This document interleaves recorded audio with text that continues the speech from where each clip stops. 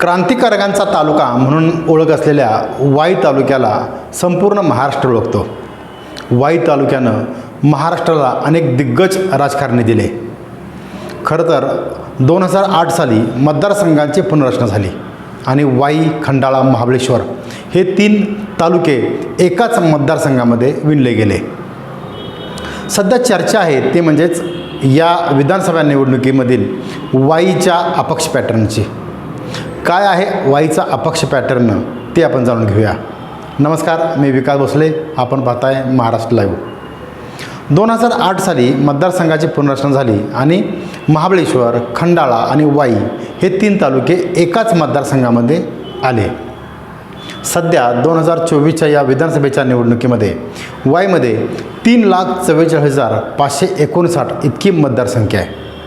खरं तर why he क्रांतिकारकांची भूमी. वाईचं नेतृत्व स्वर्गीय आबासाहेब वीर, माजी खासदार आणि माजी मंत्री प्रतापराव भोसले, माजी मंत्री मदनप्पा पिसाळ यांच्यासारख्या दिग्गज व्यक्तींनी केले.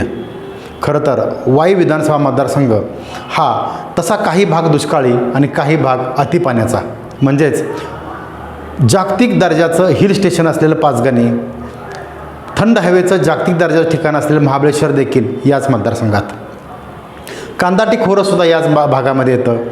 खंडाळ्याचा काही दुष्काळी भागसुद्धा याच मतदारसंघामध्ये येतो. तर खंडाळा आणि शिरवळ येथील पंचतारांकित MIDCसुद्धा याच भागात येते. म्हणजेच वाई, खंडाळा, महाबळेश्वर असा हा मतदारसंघ आहे की या मतदारसंघामध्ये तुम्हाला अतिवृष्टीसुद्धा दिसते आणि कमी पाऊससुद्धा दिसतो, असा हा एक मतदारसंघ.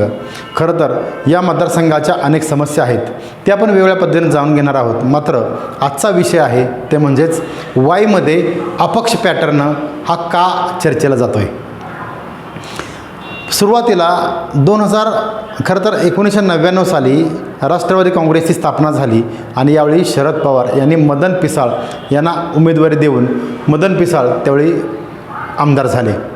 त्यानंतरच्या काळामध्ये मात्र 2004-2009 यामध्ये या 10 वर्षाच्या काळामध्ये अपक्ष पॅटर्न मोठ्या प्रमाणात या मतदारसंघामध्ये राबवला गेला. खरं तर अधिकृत उमेदवाराचा पराभव होऊन अपक्ष निवडून येण्याची परंपरा सुरू झाली ती 2004 साली.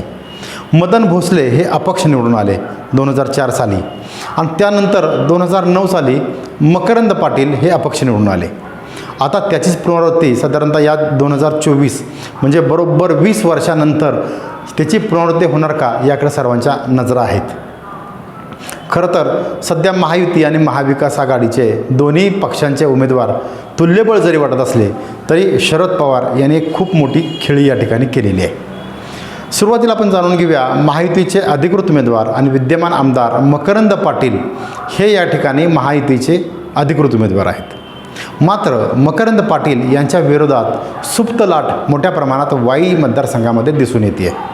त्याला अनेक कारणं आहेत. खरं तर बेरोजगारी आहे, त्यानंतर चुकीच्या पद्धतीनं कामं केल्याचा आरोपसुद्धा मोठ्या प्रमाणात होतो आहे आणि महाबळेश्वरसारख्या पर्यटन क्षेत्राकडे केलेलं मकरंद पाटील यांनी दुर्लक्ष, यामुळे मोठ्या प्रमाणात नाराजी या ठिकाणी आहे. याचबरोबर राष्ट्रवादी काँग्रेसमध्ये झालेले उभे 2 गट, म्हणजेच गेल्यावेळी मकरंद पाटील गेल्या 2 निवडणुकीमध्ये असलेलं शरद पवार यांचं नेतृत्व मानत होते. मात्र आता शरद पवार यांचा गट वेगळा झालेला आहे, अजित पवार यांचा गट वेगळा झालेला आहे आणि याचमुळं मोठ्या प्रमाणात मकरंद पाटील यांना या मतदारसंघामध्ये धोका निर्माण झालेला आहे. तो कसा, तर आपण तो जाणून घेऊया. खरं तर राष्ट्रवादीची उभी 2 शकलं झालेली आहेत. दुसऱ्या बाजूला महाविकास आघाडीचे असलेल्या अरुणदाई पिसाळ यांना हे महाविकास आघाडीच्या अधिकृत उमेदवार असल्यामुळं खरं तर शशिकांत पिसाळ यांचं हे जे काम आहे ते या मतदारसंघामध्ये गेल्या जिल्हा परिषदेच्या माध्यमातून सुरू होतं आणि त्यांना महाविकास आघाडीची उमेदवारी शरद पवार यांनी देऊन मोठी खेळी गेलेली दिसते. खरं तर ती काय खेळ आहे ते आपण पाहणार आहोत. मात्र महायुती आणि महाविकास आघाडी अशी थेट लढत जरी या मतदारसंघामध्ये दिसत असली तरी शरद पवार यांचं राजकारण हे भल्याभल्यांना कळलेलं नाही. खरं तर कसल्याही परिस्थितीत मकरंद पाटील यांचा पराभव करायचा हा चंग शरद पवार यांनी बांधलेला आहे. त्यासाठी नवी खेळी या ठिकाणी शरद पवार यांनी केली. ती कशी केली तुम्हाला सांगतो मी. पुरुषोत्तम जाधव हे जे खंडाळ्याचे सुपुत्र आहेत, या खंडाळ्याच्या सुपुत्राला अपक्ष उमेदवारी देऊन शरद पवारांनी एक नवीन चाल खेळलेली आहे. खरं तर ती चाल कशी आहे तुम्हाला सांगणार आहे. राष्ट्रवादी काँग्रेसची उभी 2 गट या ठिकाणी झाले.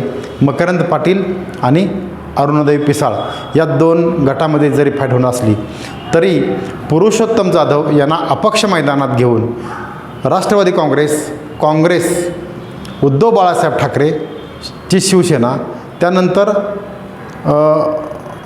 एकनाथ शिंदेंची शिवसेना, भाजपा, RPI आणि बसपा आणि दुसरा रासप या सर्व 6 ते 7 पक्षांचा पाठिंबा पुरुषोत्तम जाधव यांना मिळणार आहे.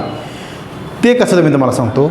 पुरुषोत्तम जाधव यांनी 2 लोकसभा निवडणुका लढवल्या, त्यात त्यांचा पराभव झाला. खरं तर चांगलं मतदान त्यांनी त्यावेळी मिळवलं. त्यानंतर 2 विधानसभा व्हायच्या सुद्धा त्यांनी लढवल्या, मात्र त्यात त्यांना अपयश आलं.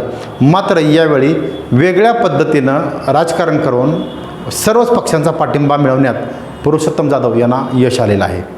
खंडाळ्याच्या सुपुत्राला आत्तापर्यंत कधीही आमदार होता आलं नाही. हा कळीचा मुद्दा सध्या वाई विधानसभा मतदारसंघात प्रत्येक गावागावात चर्चेला जातो आहे. खरं तर हे का कारण शक्य आहे तुम्हाला सांगणार आहे मी. वाई विधानसभा मतदारसंघ सध्या 3,44,000 इतकी मतदारसंख्या आहे. यामध्ये तब्बल 50% म्हणजेच 1,70,000 इतकं मतदान हे खंडाळा तालुक्याचं आहे. त्यानंतर 1,66,000 हे वाई तालुक्यातलं आहे आणि महाबळेश्वरचं मतदान हे 58,000 आहे. म्हणजेच काय तर वाई विरुद्ध खंडाळा आणि महाबळेश्वर अशी लढाई यावेळी होणार असं दिसतंय. म्हणजेच काय, शरद पवार यांनी खेळलेली खेळी वाई मतदारसंघातले एकाच वेळी 3 उमेदवार रिंगणात आहेत.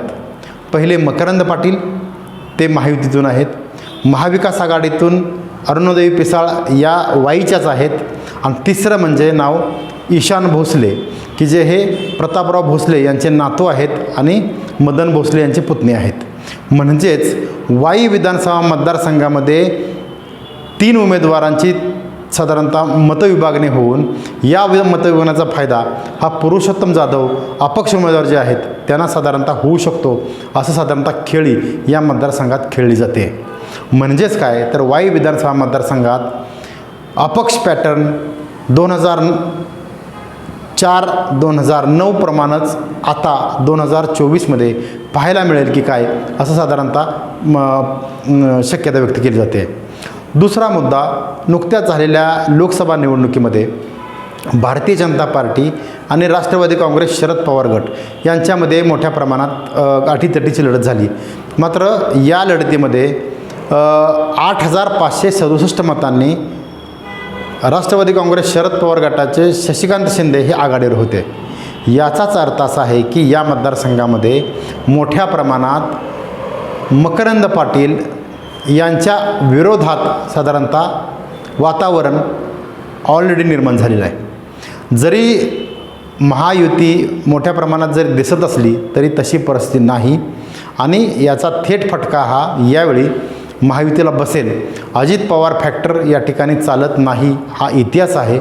यामुळं अपक्ष पॅटर्न यावेळी चालेल आणि तो अपक्ष पॅटर्न पुरुषोत्तम जाधव यांच्यासारख्या अनेक वेळा संघर्ष करून उभा राहिलेल्या खंडाळ्याच्या सुपुत्राला यावेळी जनता साथ देईल, असे एकंदरीत चित्र सध्या समोर येत आहे. पाहत रहा महाराष्ट्र लाईव्ह.